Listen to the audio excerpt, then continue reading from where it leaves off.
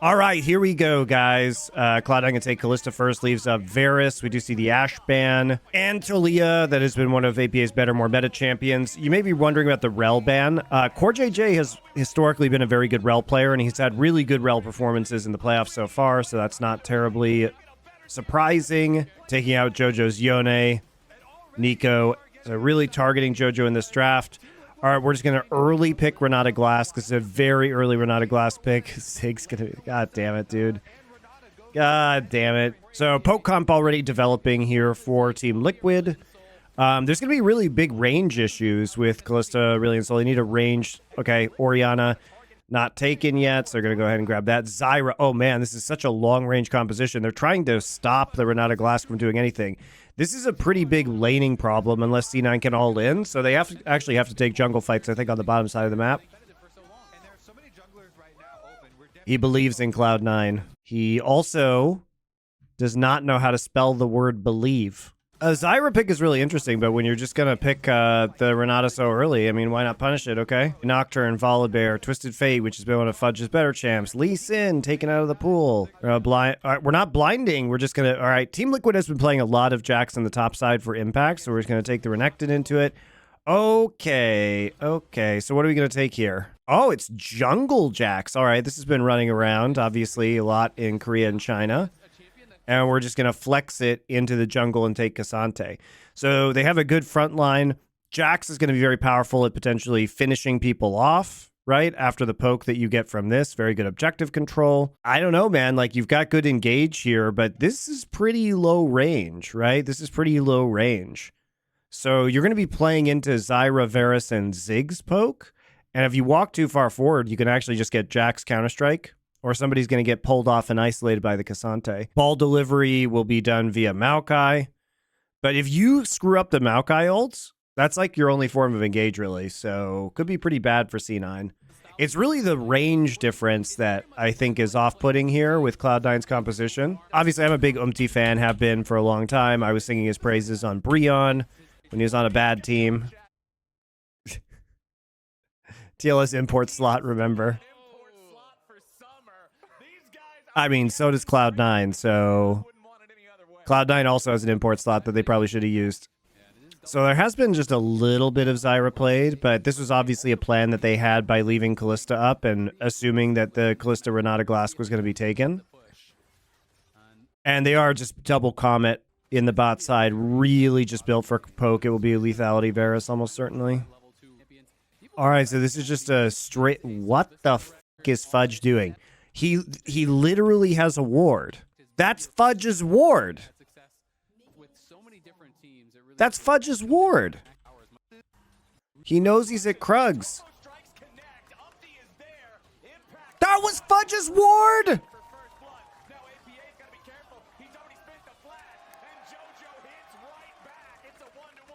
That was Fudge's ward. He knew he was at Krugs. He's pushing up so far. I mean, Impact knows, like, he's less than 50% health. He's level 2. He doesn't even have W. Okay, he got W right there. He literally leveled and got W. He didn't have W going into that fight. He's level 2. Look at this. E, there's his E, there's his Q. He has no W because he's level 2.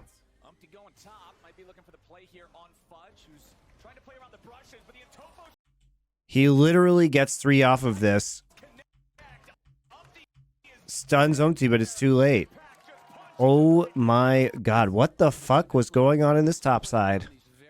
This timing, like, he uses Slice and Dice here to trade when he knows that Krugs have been finished at 2.5 minutes. Like, I just don't know why you would do this. Lexley, thank you for your subscription. Guys, this is so bad. APA actually just getting clapped in lane. JoJo's been very good in lane in the last 2 series, though, despite the fact that his team is losing. Oh. That is so unfortunate. Like 20 HP left. Even Orianna's empowered auto there couldn't get it. It's actually surprising. Oh, man.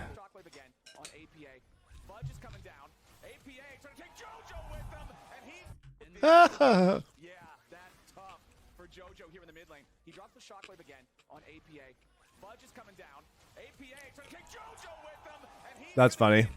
Fudge doesn't have TP, so Impact just gets free plate. They actually lose more minions because the wave is going to be consistently pushed in the top side. They trade it for flash, so it's actually a net negative play for C9. C9 is doing a good job of controlling the Drake, though.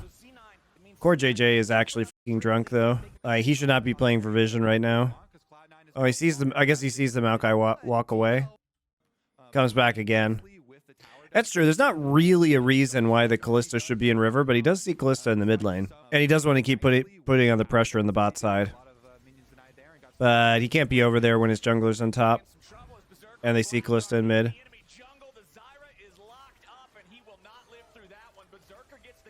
Blabber's actually making plays this game, guys. He's actually doing all right. Yeah, this next Drake, the Infernal Drake, is going to be really telling, guys, because Yun and the rest of Team Liquid are going to have really big priority from taking down mid turret. And they should have, you know, good vision control over the objective with their poke composition.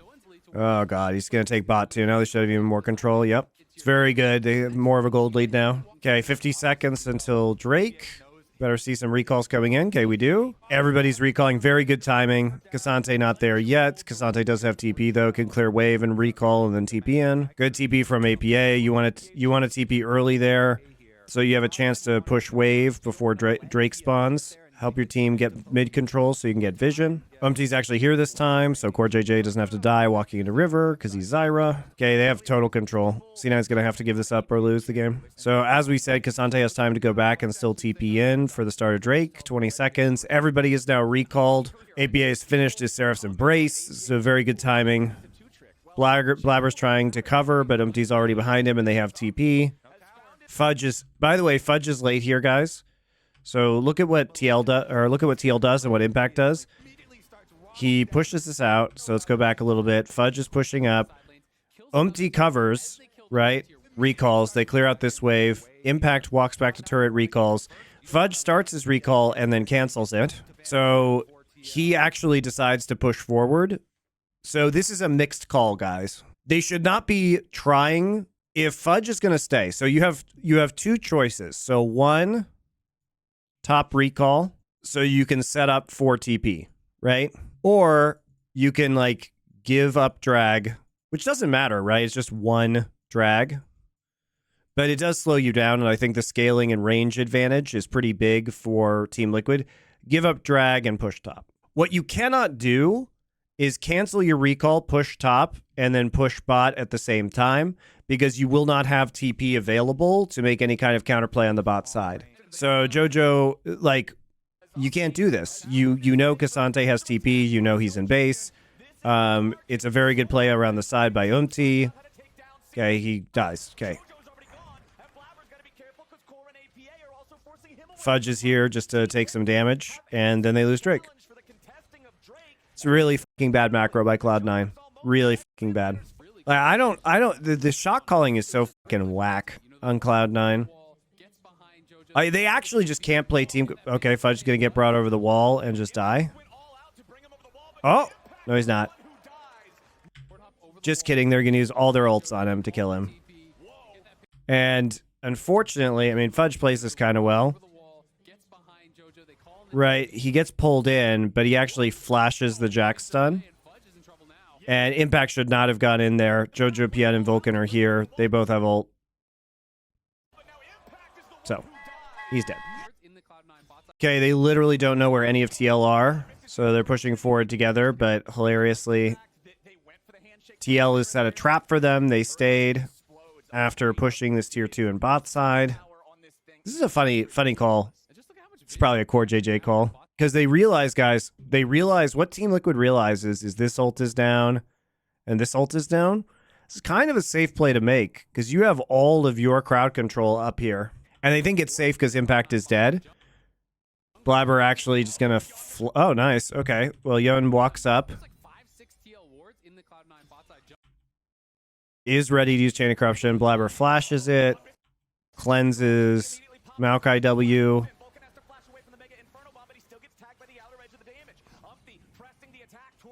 It's a cute little trap, though.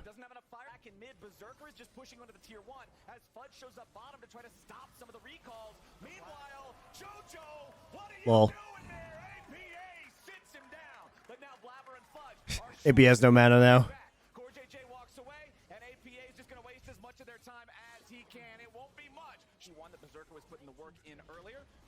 It's pretty important that C9 gets that.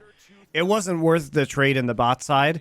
It wasn't worth the trade in the bot side to give up your mid lane because you need that protection as a... You don't need it, but it's helpful to have that protection of like a hard point to fall back to, right? As a poke composition. And basically you had it out here. So now you can just leave. And they actually canceled their recall. So what should have happened here is that if you get back faster, then you can either use Ziggs ult to clear the mid wave, or you can send Varus or Ziggs back faster. Now makes it super easy to continue sieging. And so the question, hold on now, APA getting caught with a shockwave there. The chains of corruption aren't going to find a whole lot. Blabber sending out the ulti. Impact disengages. Yon and APA are not the ones under threat. And so the question, hold on now. Yeah, this is the problem, is that you actually just have to use Orianna ult here, but it doesn't actually, I mean, use Maokai ult too, but you actually just can't close the gap on the poke.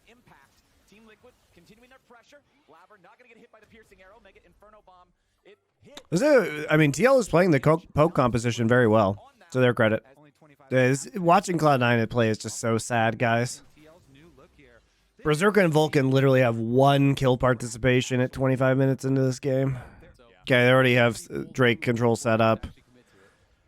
Nothing that C9 can do. They could try and trade for Baron, maybe.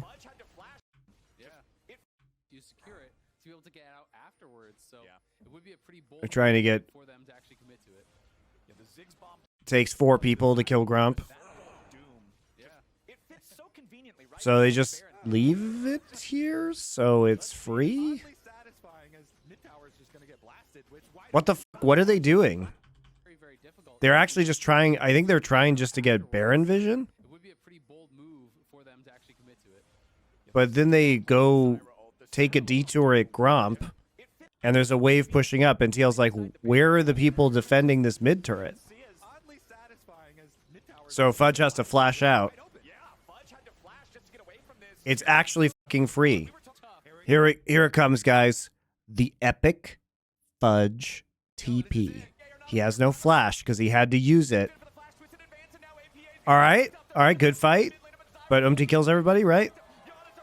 It's a good fight for Cloud9, but Umti is just going to clean up everybody, probably. Yeah. Why did God grant me these powers of premonition?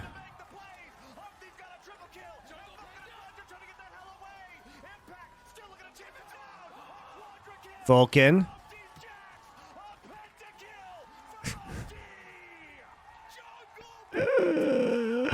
Damn. I mean, they just... You can see how desperate they get. And yeah, they kill the poke line, but unfortunately the Jax is just so fed.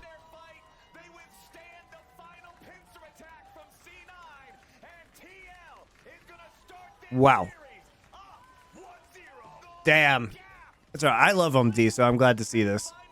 All right, here we go. Okay, so they're banning the Kalista this time, despite letting Cloud9 have it last time. I do agree with the Rel ban. And they're going to ban the Ziggs this time now that they're on red side. Okay. Still going to take the Varus first. We're going to take Senna Lee Sin. Okie dokie. Why are we early picking Lee Sin here? So I guess they see the Varus and they're like, okay, we have to have pressure on the Varus and we'll get a Lee Sin kick into the back line. But we could have taken Ori here, I think. Yeah, the early Lee is interesting to me. Like, you could obviously take Ori here and be very confident in your matchup. And they are going to take Tahm Kench. So they're going to have a really passive bot lane. I understand why you take the Tahm Kench into the Nautilus, right? And the Volibear. It does provide a lot of survivability. Okay, so now we're just going to ban out APA's champion, Yone, Aurelion Sol, Cassante, and Akali. We're going to blind the Renekton. Tristana mid. All right, so it's another long... I mean, TL's just playing long-range compositions here. They're going to take the Rumble into the Renekton, which can be a good matchup for the Rumble. And then we take Hui as our last pick here. So at least they have more range this game, which they definitely lacked last time. But they're still going to be pressured and pushed in. So these two lanes, guys, are going to be pushed, right? And like top is also top. Actually, all three lanes are going to be pushed. Probably. So Volibear, the tower dive from Volibear, dive potential from Volibear post 6 is huge. Huge, I think. This is a really passive bot lane. And Lee Sin is going to have a tough time getting on top of Tristana, even if she can get Varus. But the thing is, if you kill Varus, it doesn't really matter because you still have to deal with the Tristana and her ability to get resets and clean up. And getting an angle onto Trist is very difficult with Lee Sin. And flanking is going to be very hard with Renekton. Very hard because of Nautilus, Rumble, Volibear, plus Trist W. So it feels like it's going to be really tough to play Renekton. Not even like in laning phase and then outside of laning phase. I don't understand the early Lee Sin priority. It doesn't really do anything for your composition. You don't have a plan around it. You have potential synergy with Renekton and topside, but you have the Lee Sin has zero agency in mid and bot, and possibly no agency in topside either. This draft is so ass. What, you don't like lose every lane, get pushed in, Volibear dives your turrets draft? I'm pretty sure TL's okay with this. Have you already commented on APA as a player? I think he's improving. What do you want from this guy? Like he's never going to be actually good. He's a gimmick mid. And him getting better does not mean that this is like what Team Liquid should be doing, guys.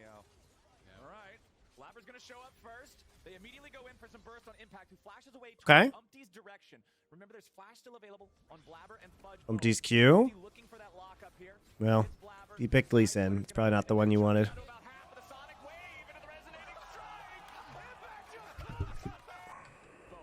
What the fuck, Blabber? You know you can get out of this situation, right? Look at this, by the way. Let's talk about this. Let's talk about this, guys. Okay, so uses Q right here. Impact has Scrap Shield up. His heat is getting very high. He's about 50% HP. Okay, so you get Q. Remember, do you see this? PTA is on him. He is taking 8% more damage from all sources right now. He's actually just taking autos. He walks, he literally hits the Q, goes in for Q2, Scrap Shield is up, Impact turns on him, overheats, and just autos him. He has PTA on him. Right, just the cherry on top of the sundae is just a flash at the end, too. It's the flash at the end that really kills me, guys.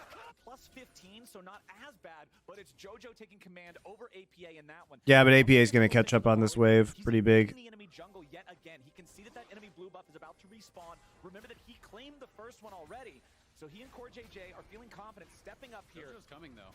Jojo wants to rotate over. There's a massive wave crashing into the turret that is being denied to C9's bot lane now. Jojo wants to get these guys back in the XP range. I mean, they're scared because MD's 6, right? This is where what I was talking about. You know, they know he's 6. They know he has ult. So they have to back off because the threat of a turret dive is absolutely huge here because Yun is 6 as well. So they have volley ult and chains of corruption. It's good timing by TL.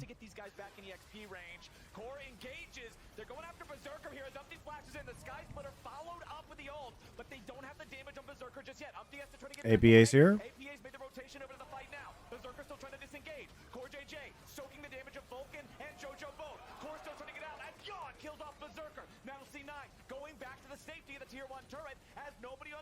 I mean, there's just no way you can fight early against Team Liquid. You have to back all the way off there.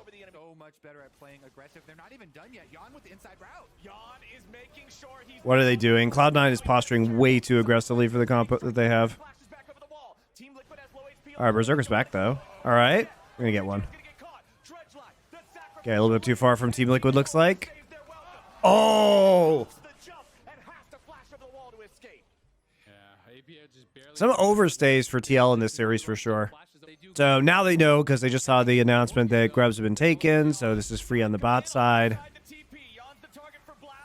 I mean, nobody's actually taking turret aggro right now.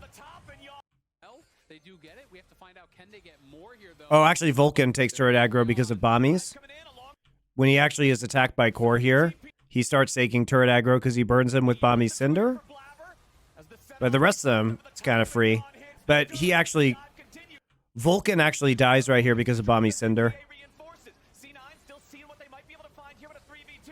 Core JJ tanking him up as long as he can. Jojo goes for the crushing maw. He continues, but Vulcan's gonna... They're gonna look for Yon. Dive coming in alongside the TP. Yon's the target for Blabber. As the Senna ulti flies over the top and Yon hits the dirt. The dive continues, but Vulcan's gonna drop as APA reinforces. C9 still seeing what they might be able to... They do a good job of just not picking up turret aggro again for a while.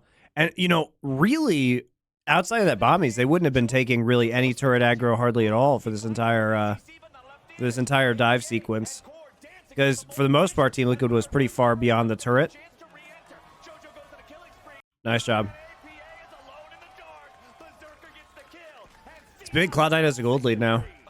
So right now, Team Liquid, now that they've respawned, remember the respawn timers are very short. So the delay on Blabber here by actually just gives them a free Drake. It's very good. Because Blabber decided to recall in vision, so the Sky Splitter, the Volibear E, prevented him from recalling the first time, and he had to move out of the way, and then he gets another one. So now they actually just get a free Drake. Team Liquid has good shot calling. I mean, they bounce back from these kind of bad plays very quickly. Credit to their coaching staff. And Core, probably. At Core and Umpty. So we're grouping here in order to take Herald, right? You have the pressure in the top and the mid lane. You think you can do this, but you don't actually have control over Banana Brush, so you have to rush it in order to clear out the ward. Fudge decides to go around the side into a jungle in which he has no vision, and you don't see anybody on the map. So Fudge has to use his E right away. Instead, he actually just gets hit by literally fucking everything. Core JJ flashes forward, try and get a hook.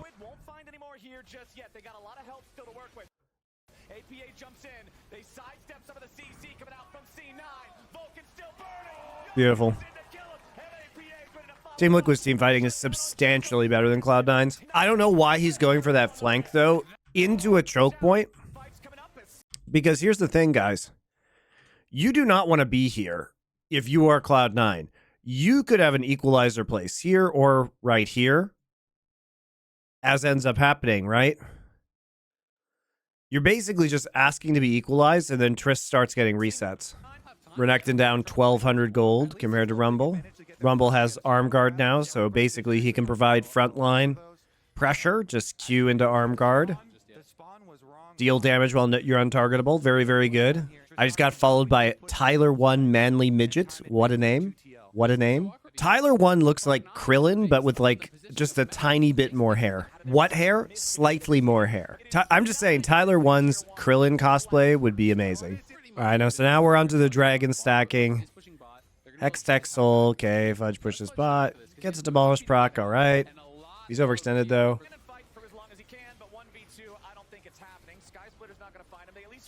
Yeah, they forced the Volibear ult. That's all right. Volibear ult is, I mean, starting at level 2, Volibear ult cooldown is very low, even though they nerfed it on... it's not on this patch. Never mind, it's just very low in general.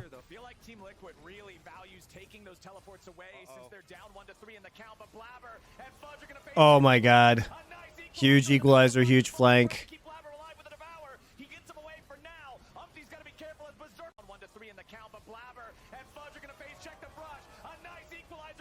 Surprise Rumble right in the middle.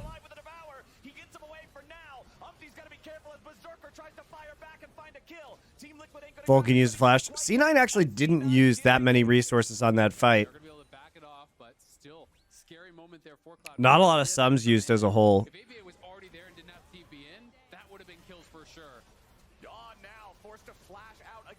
That's nice. They got both of Young Summoners out.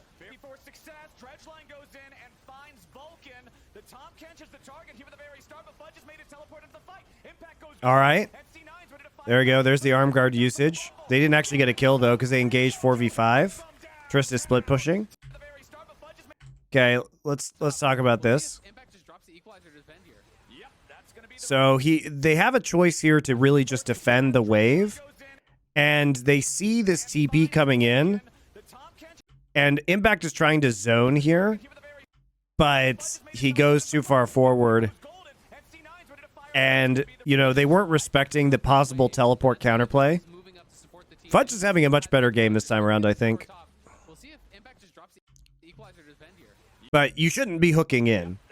I mean, really the thing, guys, is you shouldn't be hooking in. You have to make a choice whether this is just to defend your mid turret while the Tristana pressures the Renekton in the top side. Because you don't have TP.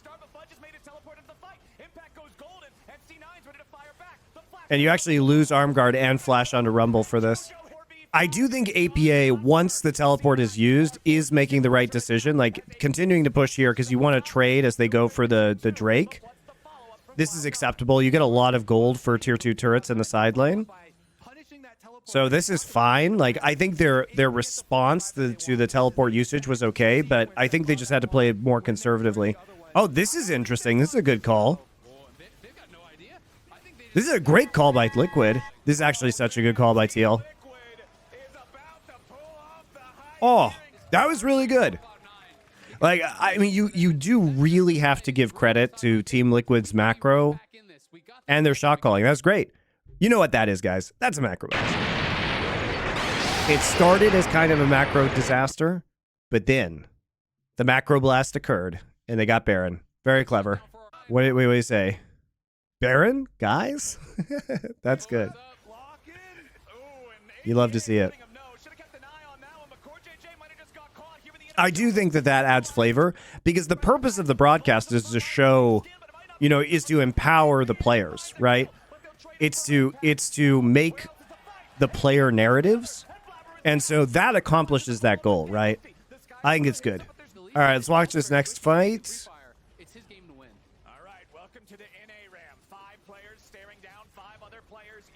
Guys, what is the side lane? I mean, to be fair, Team Liquid can't really side lane because they only have one TP, and APA's TP is down, and he just used it into mid lane. But Cloud9, you know, you would think they'd be like, hey, guys, we have TP advantage. Maybe we should, like, push a side lane. But no. The fudge factor is here. What is a side lane? Oh, my lord. By the way, the Volibear ult does a lot of damage if you can actually hit people with it. What is it? He's at level 2. It does like 350, I think. But the equalizer combined with the Volibear ult is just massive. Like, they don't have a plan here. Blabber's not even in range to Q2 on the Yun anymore. And they just get Giga equalized. And then Blabber dashes into the equalizer, and then they just get 3-man Volibear ulted. Oh!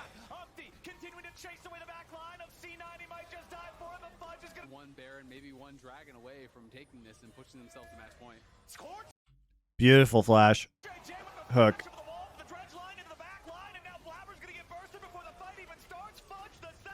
Devour's down now.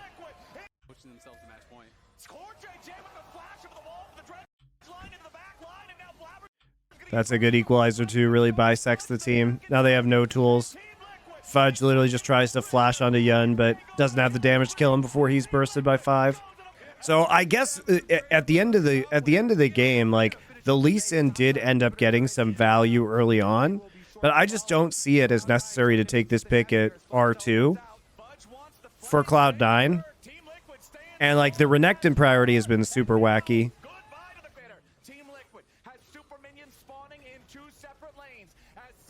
I mean, to be fair, Fudge's lane was trolled by Blabber this game on that Lee Sin first blood with the onto the Rumble. But that's a very dangerous lane to exist in as Renekton in the first place, so you just don't want to make it even more volatile. Good engage by Core. Core has been very good in these playoffs, honestly. Like, he's been pretty underwhelming over the last couple of years, but the reason why these rel bans are coming through is they're actually support rel bans, and they're smart. All right, so the Callista's going to be swapped out here in the blue side bans. They keep the Nico and Ahri out. We're going to take the Nautilus out now. Interesting. So we've dropped the Rel. Rel is still going to be a great pick. TL, I think, should pick it. Yeah, they absolutely should. And now we're seeing the pivot from C9. I guess we're just going to give up the Varus every game. And instead, we need to play Lucian Nami through the bot side. Strong bot side. Ziggs is up this time, so it gets picked again. Once more for blue side. Jin Zhao, they are skirmishing heavy. Rel is still a flex pick, but it's almost certainly for a core. Yeah, Karma mid could be good here for sure. Okay, they're going to take Karma, try and push in the mid lane and empower the Jin Zhao and the Lucian. I mean, you could play Jace top here potentially, where you're going to get the R5 counter pick. So you see, ooh, Vi Renekton's pretty rough to play Jace into though. I mean, the Olaf, okay, let's explain this. I think the Olaf is a good pick. Again, we've seen the Olaf pick a lot. We saw it most recently that I remember last week when BDS picked it up. But when you have the Karma and you're going against kind of lower mobility carries, especially because Ziggs relies on satchel charge to knock you away as well. You know, a ghosting ulting Olaf is if Ziggs just satchels himself is not going to be enough to keep the Olaf off of him. And we do see a lot, like when teams play Varus Ashe, there is a lot of, you know, you kind of give up these picks and then you R5 Olaf counter with Karma. So this is something that we've seen from a lot of teams all over the world. Seen it from D+ Kia, probably the best team to have used this, or like, yeah, I mean, it really does bust through onto the carries, which is very, very good. I mean, I like the Olaf pick here. But, you know, JoJo has been doing really well on more carries, and so putting him on Karma, I think, is a risk, because he's been one, even though his stat, he didn't even get a kill in their last series, he was actually probably Cloud9's best performing player. He was, like, winning the Yone matchup into Karma in mid lane. That's crazy. I actually like this draft for Cloud9. What happened to the Jarvan Rumble combo? You could run that here, too. Like, I think you could absolutely run Jarvan Rumble if you're Cloud9. I mean, it still exists. It's still there. JK, Fudge is going to die at level 1. No. He has Ghost. Oh, whew, close. All right, well, they got Flash and Ignite out. Flash of Renekton, Ignite of Core JJ. That was very lucky he got out of that. This is fine for Cloud9. You know, they can afford to play a late game because this, you know, Olaf and team fights is going to be an absolute menace. It's a good pick. It's time to hunt down the crocodile. Impact with the slice and dice and flash to get away from the binding. Blabber still chasing. Oh, he's still dead. Impact stays alive with a nice call to me. There's no way. Oh, he's not? Wow, that was crazy. So right now, Fudge is a level down on him. And he actually flashes out of the Karma route, which is pretty huge. So you see the all-in, dashes back to get the double E, then flashes, right? So JoJo comes in, tries to get the Karma route, flashes so that he doesn't get rooted. And they're still coming in. Blabber goes in with E, gets the knock-up, but they get close enough that he gets an empowered Q. He actually waits right until his Fury ticks up as a result of his ult, gets the Q, and then W's Fudge after Fudge's ult. And that's very well played by Impact. Top die. Nice ult, too. The Ziggs ult underrated in terms of contribution to these kind of dives. They also force Fudge's TP, and he doesn't get shit, so now he's going to lose more plates on the top side. Total disaster. Totally worth trading Core JJ for that kill. Berserker now has to go top side. They're going to try and control Void Grubs, potentially. Is a cannon wave, so Berserker will get most of this farm. You know, one thing that's good about Team Liquid is their lane assignments. You know, they keep APA down here, because Fudge is staying down, which means they're going to keep it pushed in, right? They immediately move Varus into the mid lane. Now Berserker has to take this, even though they lost a couple plates, then recall into the mid lane. It's just very awkward. Like, Team Liquid's really good at getting fast lane assignments that then, you know, get free plates or keep people on their toes and force them into a reactionary state, because now they get a plate in mid as well. And you see that when they do these recalls, because now they want Olaf on the top side because they don't want Olaf versus Ziggs in the bot side, then again, they lose CS at the turrets. They lose plates in these scenarios. They're trying to rematch Karma versus the Ziggs, but the tempo and the pressure on the map is just Team Liquid's the entire time, basically, as a result. Another one of these stare downs as a TP is coming in from C9. They're going to have everybody here. Okay, Fudge TP's back in again. Blabber's already in this fight. His ult is now going to be down by the time that they can actually engage this. So he's just isolated and killed. That is a really terrible engage by Cloud9. Fudge had to use all of his summoners and ult to run around in a circle doing nothing. He literally just gets attacked by Yun. This is absolutely how you do not play this. Are going to be facing another Dragon Soul point. It's gone. I mean, the Dragon's just being taken by Umti. Fudge is walking back. He healed up a little bit, but I don't really think they have a real way in. They're desperate. They're desperate.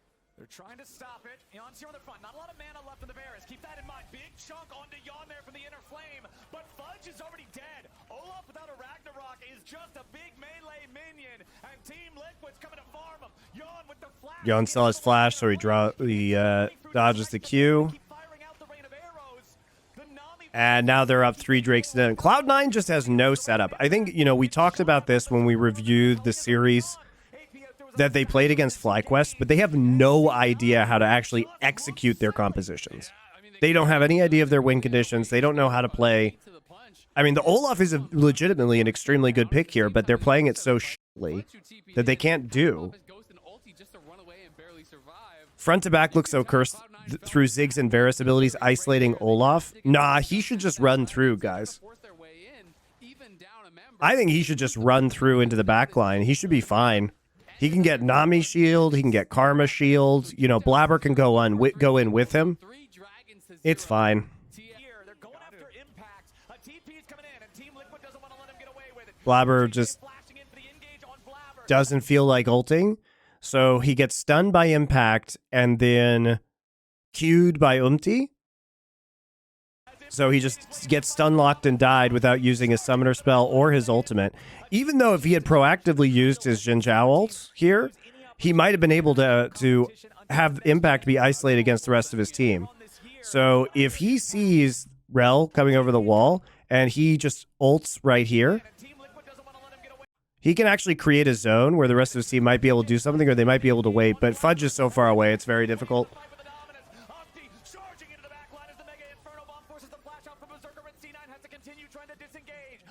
C9 just never actually gets a fight, like a front-to-back 5v5. I mean, it's good by TL. Like, they're not giving them the fights that they would normally flourish in, but pretty big yikes.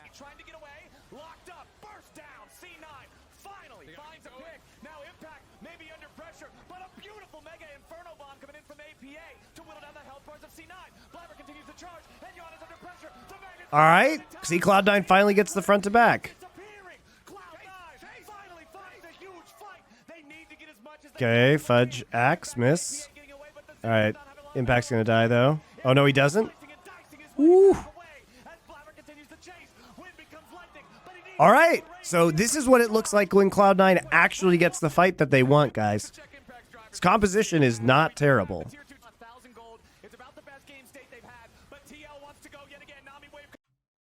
Thing is, Blabber has ult again though. See? So they use so much on trying to kill Blabber that you can see Core just has to run out of this as Fudge gets onto the back line again. So, I mean, this is my problem, guys.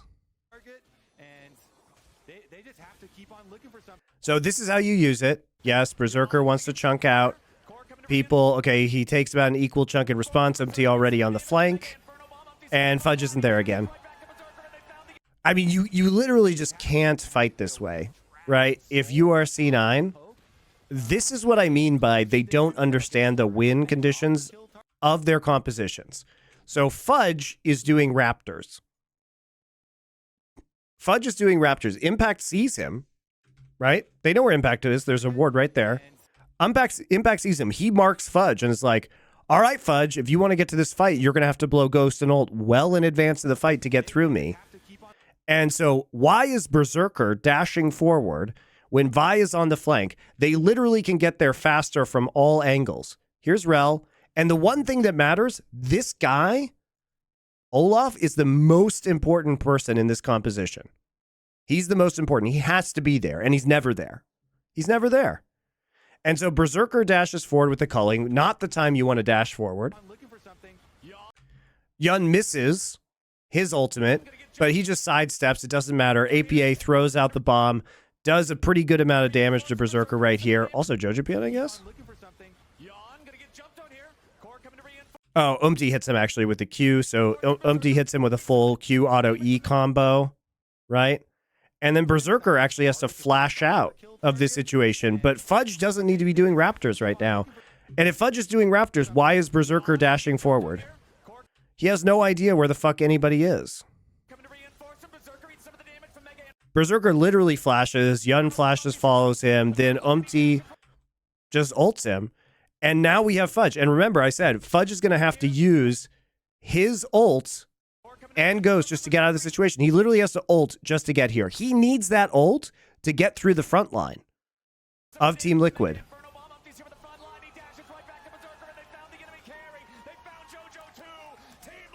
You literally pick the Olaf to combo with Karma to get into the back line to kill Ziggs and Varus. And Varus is flashing forward in these fights because Olaf is not there.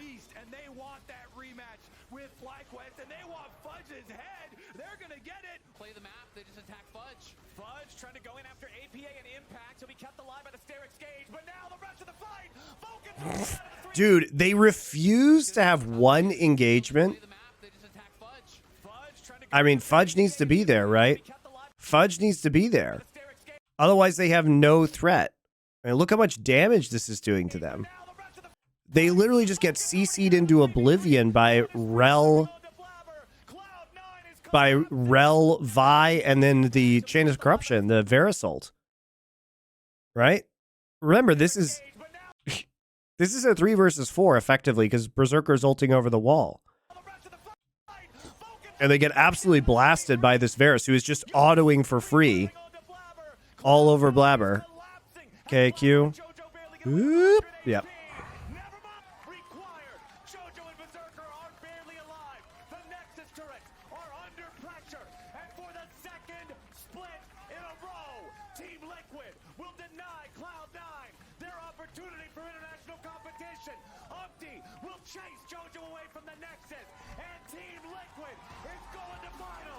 Wow, it's crazy.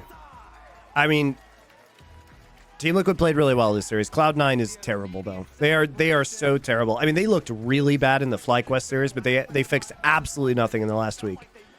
I just don't understand how you could have 5 veteran players who have no idea how to play out win conditions of team comps. Like, no idea.